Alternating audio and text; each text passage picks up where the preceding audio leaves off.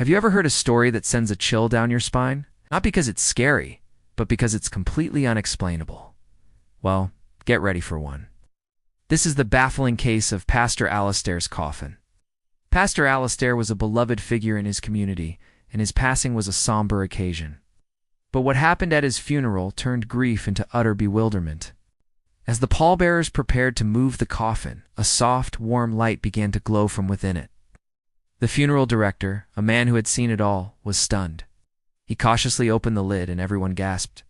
A gentle flickering light, like a candle flame, was illuminating the pastor's face. But here's the strange part. There was no heat. You could put your hand right over it, and you'd feel nothing. It was pure, cold light.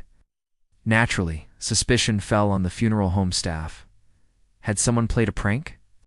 Placed a battery-powered light inside? But every employee swore they hadn't touched the coffin since it was sealed. Their denials seemed genuine, and no one could figure out how such a device could have been placed inside. The mystery deepened when they checked the security footage.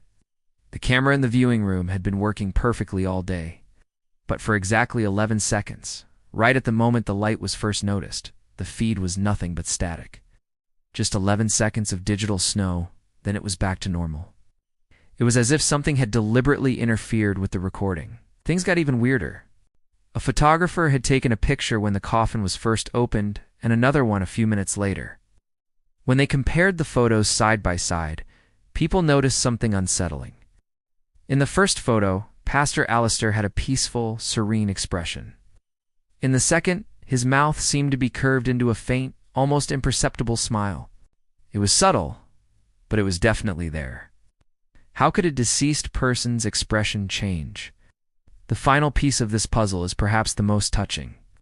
Investigators noticed some fine yellow dust on the pastor's black suit.